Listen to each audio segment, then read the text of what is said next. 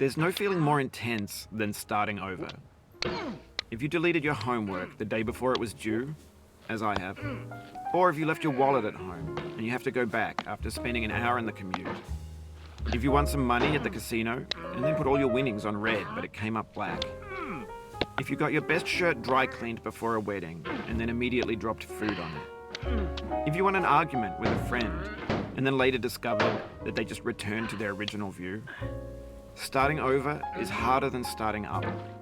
If you're not ready for that, like if you've already had a bad day, then what you're about to go through might be too much. Feel free to go away and come back. I'll be here.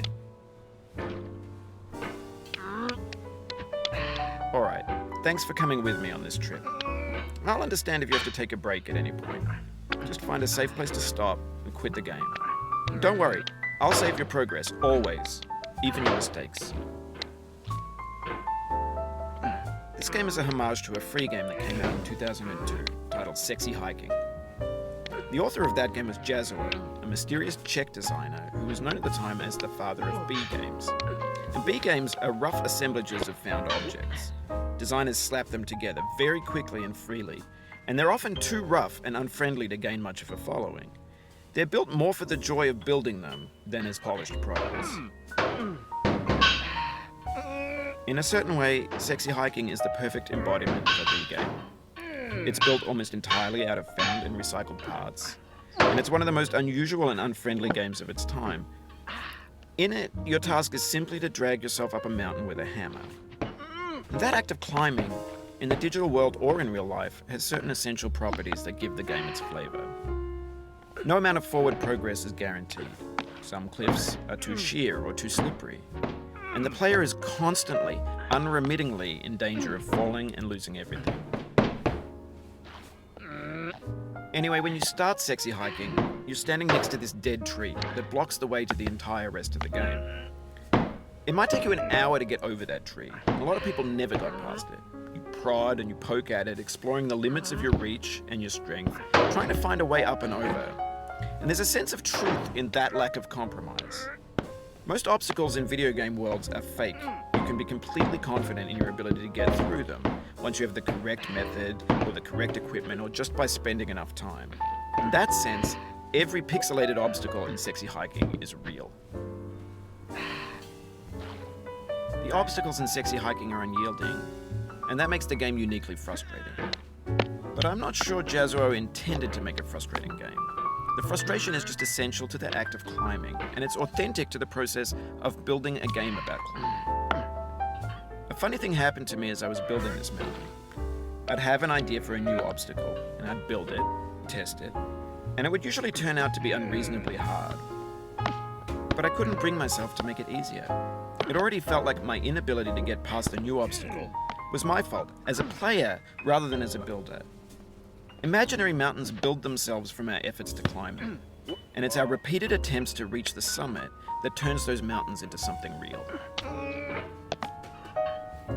When you're building a video game world, you're building with ideas, and that can be like working with quickset cement. You mold your ideas into a certain shape that can be played with, and in the process of playing with them, they begin to harden and set until they're immutable, like rock. And at that point, you can't change the world. Not without breaking it into pieces and starting fresh with new ideas. For years now, people have been predicting that games would soon be made out of prefabricated objects, bought in a store and assembled into a world. And for the most part, that hasn't happened, because the objects in the stores are trash. I don't mean they look bad or that they're badly made, although a lot of them are. I mean they're trash in the way that food becomes trash as soon as you put it in the sink. Things are made to be consumed and used in a certain context, and once the moment is gone, they transform into garbage.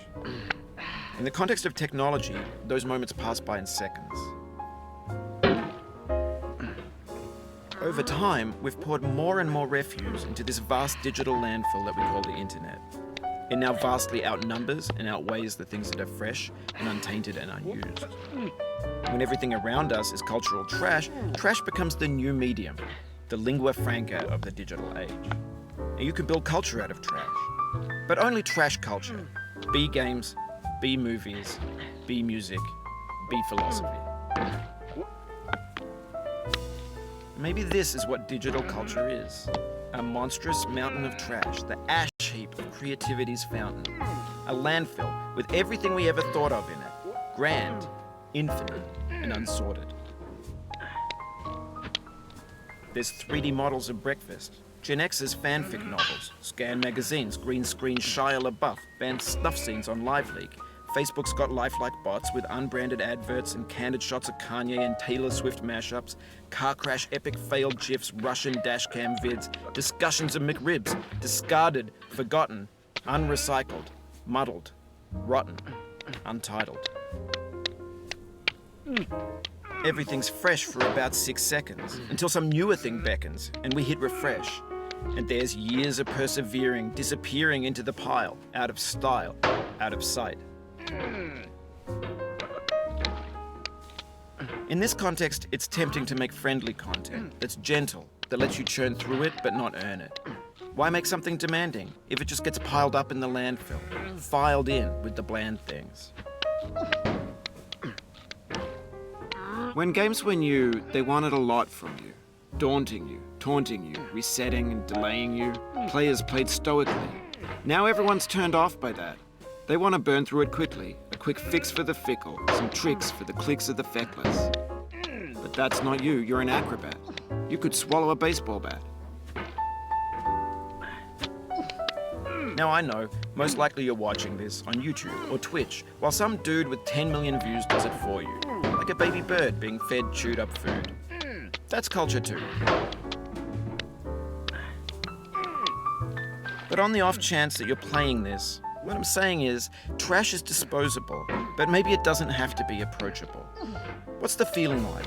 Are you stressed? I guess you don't hate it if you got this far. Feeling frustrated? It's underrated. An orange is sweet, juicy fruit locked inside a bitter peel. That's not how I feel about a challenge. I only want the bitterness. It's coffee. It's grapefruit. It's licorice.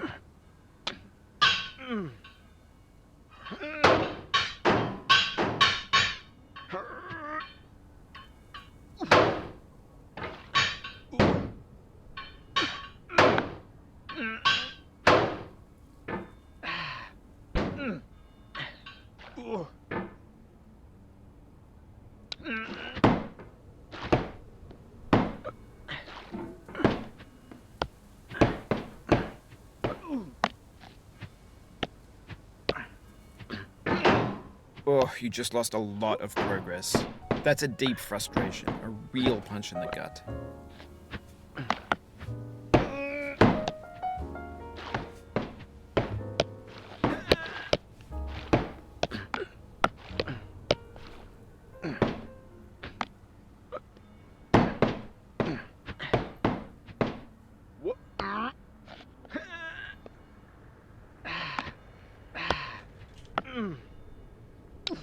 Oof, sorry about that.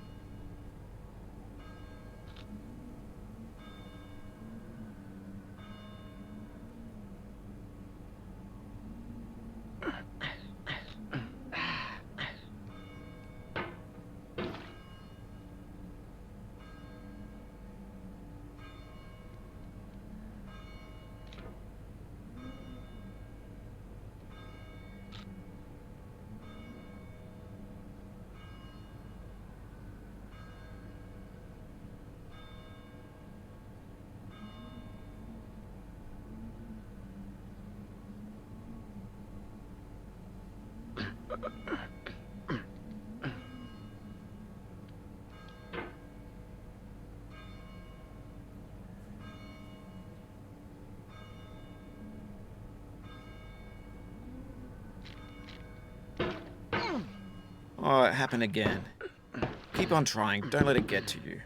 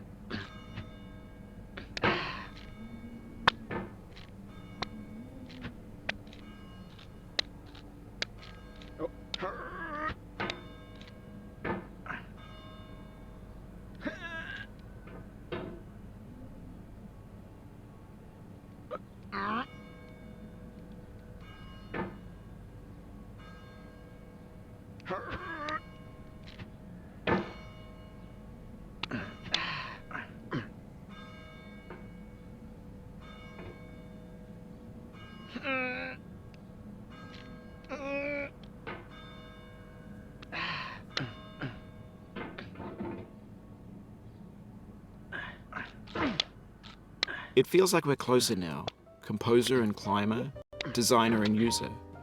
You could have refused, but you didn't.